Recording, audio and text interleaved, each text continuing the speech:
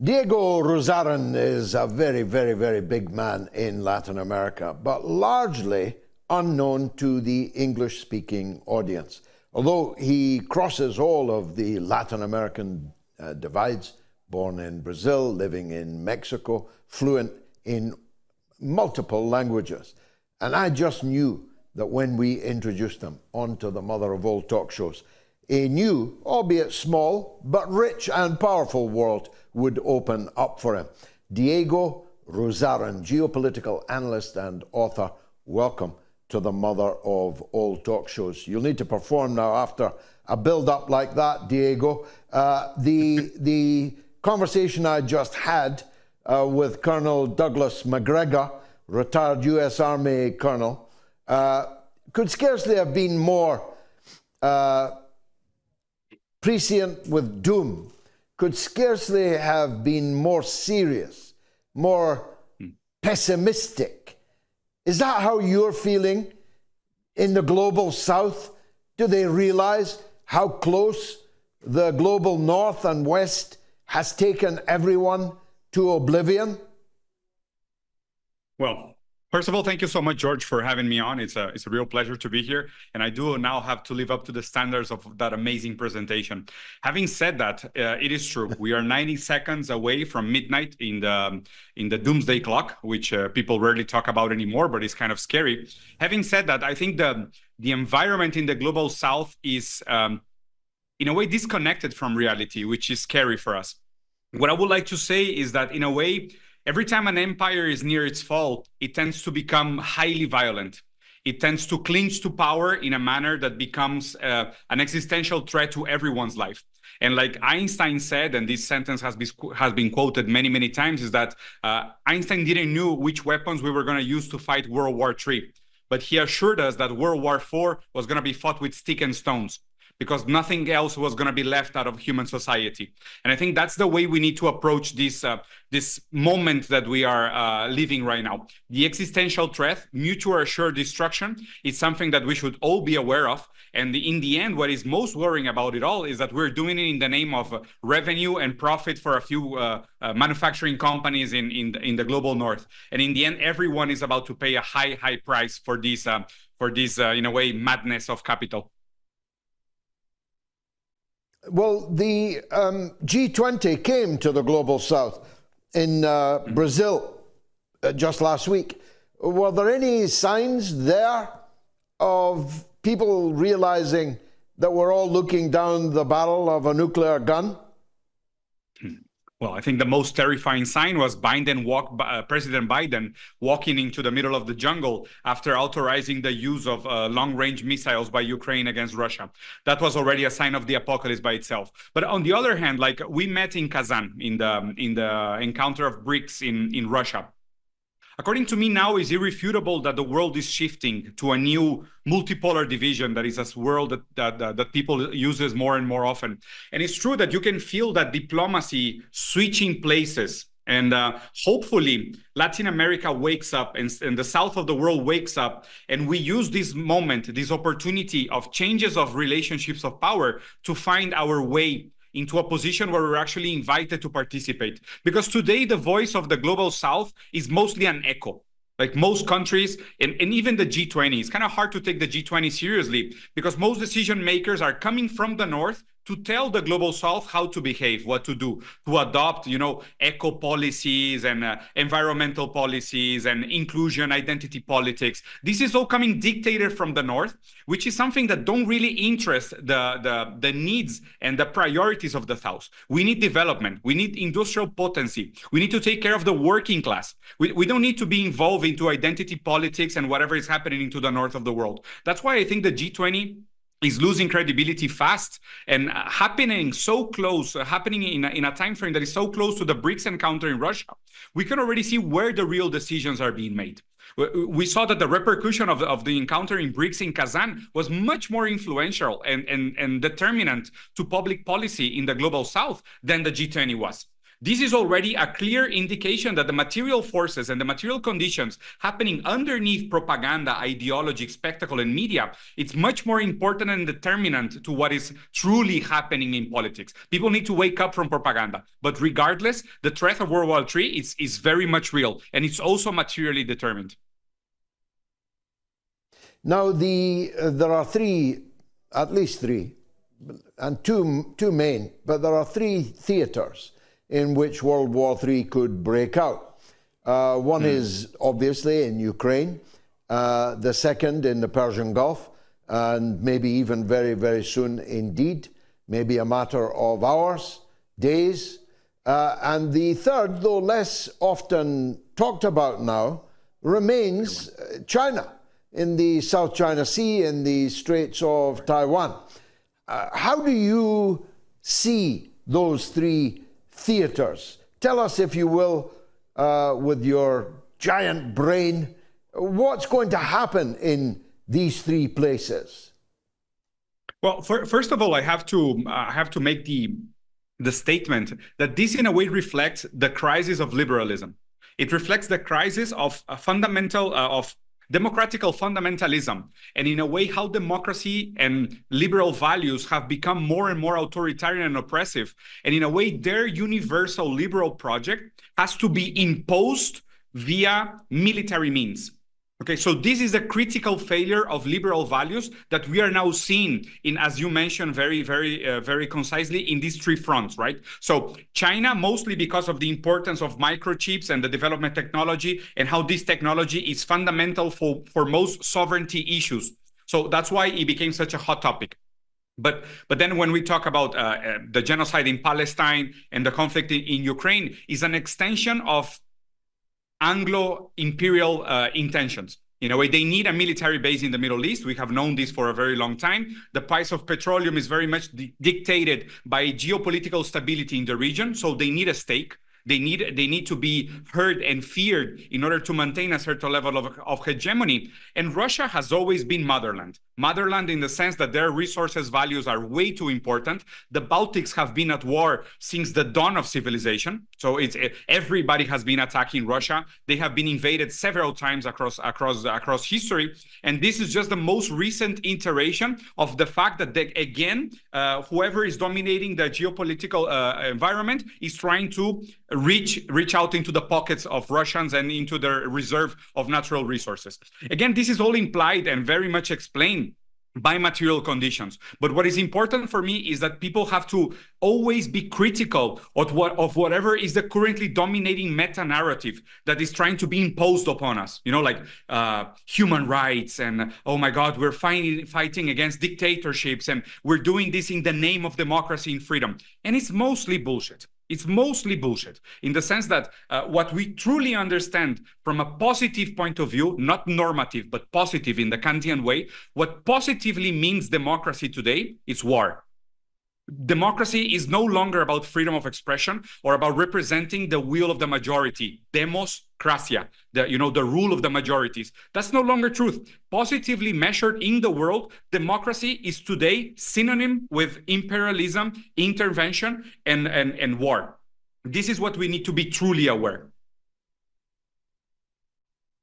Now, if you were advising President Putin, what would you advise him to do about the fact that the United States, Britain, and France are firing cruise missiles into his country? We both remember, me more clearly than you, obviously, the Soviet Union. I asked the viewers earlier, can you imagine any Soviet leader, however gerontocratic they became by the end, allowing 3 NATO countries to fire cruise missiles into their territory? That we'd already be in World War III if that had happened in the Soviet times. So if you were advising President Putin now and Mr. Lavrov, what would you say to them? So first of all, what a great segue for such an important topic. By definition, leaders, true leaders, they are the ones that take the impossible decisions, the ones that no one else could take. Because when a decision is doable, it's rationable, you can achieve and you can arrive at a solution.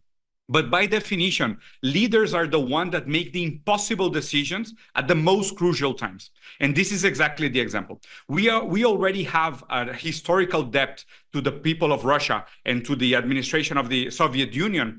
So we don't speak German today. The fact that we're having this conversation in English is mostly thanks to the Soviet army. This is important for us to remember. And right now, we are not at World War III, thanks to the prudence and to the self-control of President Putin and all the high leadership positions in Russia.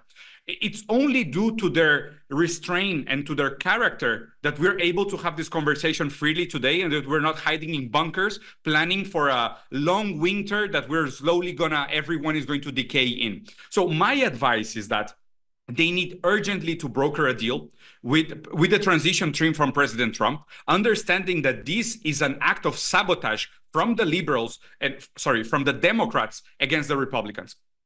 This is critical, this is urgent, and needs to be addressed immediately. And I think the more the true international community joins the conversation and understand our stake in the game, we need to push for this conversation to happen. Because I think in the media, this narrative can no longer sustain itself. Nobody it's in favor of this war happening. It's really a minority. This is only being pursued and sponsored by mercenary groups and by manufacturers of arms that are making a killing out of these conflicts. But these wars are heavily unpopular. So we need to raise our voices. We need to reach as much as we can. We need to have these type of conversations that we're having. And I thank you so much for organizing these spaces. And we need to raise awareness, and we need to understand that all our lives are danger if this is not to be done. And we need to be very careful and very supportive and very thankful for President Putin for playing this with such a restraint and a prudence and not letting things get out of hand too quick. I think the fact that Russia showed power by revealing some weapons and just by showing that you guys don't really want to get too far into this because we can make mutual assured destruction. Just by doing that, we are keeping things at bay. But according to me, unless they broker a deal with the transition team in President Trump's team, this won't slow down. On the contrary, I think it's going to get harder and harder the next few days because they're getting close to losing power. So they're trying to make as much money and in a way determine the movement of geopolitics for the next years as much as they can. So these next few weeks are going to be highly critical. Let me ask a philosophical question, because you are, apart from all your other attributes, a philosopher. I don't actually entirely buy the argument that it's all about money. I get that the military-industrial complex makes and has made tons of money out of recent conflicts and instability. But I don't get how or why capitalists, those who own corporations, those who live such a wonderful life on this earth, at the expense of the many, no doubt. I don't get why they would take the existential risk of nuclear oblivion. There's no profit in that. I gave the example of Elon Musk because I'm very annoyed with him. He has immense media power, but he's not using it at all to rally the public, the majority that you referred to, against the danger of war. He must know if there is a world war, he doesn't have any corporations anymore. He doesn't have any Starlinks anymore. We'll not be going to Mars. We'll be going to hell rather than Mars. Why does globalized capitalism not apply the brakes to what the politicians and the MIC are doing?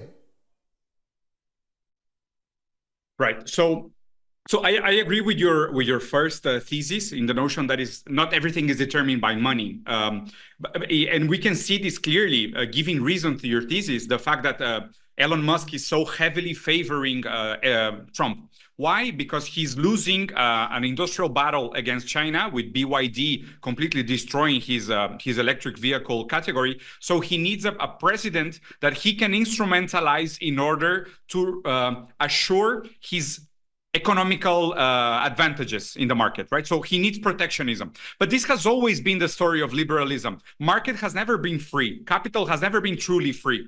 In the sense that free market capitalism, it's only an ideology imposed to the global south in order to tear down resistances so the north can extract as much surplus value as they can from the south. But there has never existed a truly free market capital. There can never be a truly free market capital because capital depends on matters of property, on the central emission of money. So free market is completely impossible. It's a pipe dream for metaphysical idealists, right? So having said that, I think that today the divide is between sovereignty, nationalist capitalists, and globalist warmongering capitalists. So in a way, it is the capitalist class that is mostly at war with each other. In the fact that, for example, the Democrats would favor a heads-on confrontation with China directly, while the Republicans prefer a confrontation, a strategic peace with Russia, and then a second degree confrontation with China. So I still believe they are both, in a way, delivering against the interest of the private property of the means of productions and the proliferation of capital. But it's just two different strategies. One is more traditional neoliberalism, like tearing down every type of resistances, physical, moral, geopolitical, national, that resist the proliferation of capital as a self-perpetuating logical system. And then on the other side, conservative capital is much more about nationalizing authority, in a way, authoritarianism, reinforcing national industry to favor local capitalists, where Elon Musk is. But in a way, they both respond to capitalism because they are both defending private property of the means of productions. They're not new meta modes of production. They're not like China or like Russia or like Vietnam, Malaysia, North Korea or Venezuela. No. They're still defending private property and liberal values. That's why it's confusing when people say liberals and Republicans in the US, because they're both liberals. It's just like democratic liberals and Republican liberals, but they both think under the metaphysical epistemological framework of liberalism. They believe in free will, they believe in the reasonable individual. They're both doing identity politics, just different flavors, and they're both defending private property of the means of productions and the interest of capitals. It's just like they have different sponsors. That's it. Now, finally, when we were talking in the BRICS conference, in Kazan, we were both, let's put it this way, we were both hoping for Kamala Harris's defeat. We weren't hoping for Donald Trump's victory, but we were both hoping for Kamala Harris's defeat. Were we right Agreed. Or wrong to do so? I think we're absolutely right.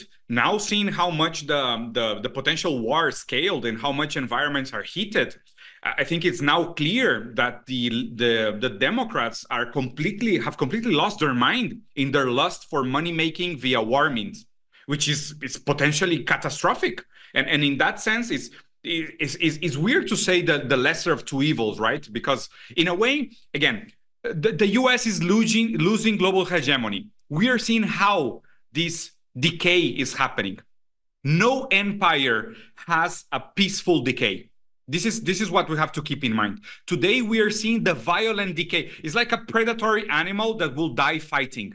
So how will they die fighting, and who will they mangle in the process is what is being determined today. I think the second term of Trump can be highly disappointing because he already failed to resolve the internal issues of the country. He did nothing for the working class, just like Biden did nothing for the working class, and Kamala was not going to do nothing for the working class. But I believe again that Trump again is going to do nothing for the working class. So how long they can keep this simulated oscillation of power internal controlled opposition. How long they can sustain this farce for the American for the United States is my question now, and how much is going to cost us as the geopolitical context in which they are losing hegemony. So yes, I think we're absolutely right to root against Kamala Harris, but not necessarily in favor of Donald Trump. Diego Ruzzarin, A Star is Born, geopolitical analyst and author. I know you were already born in Latin America, but here in the North, in the West. Thank you very much indeed for being with us.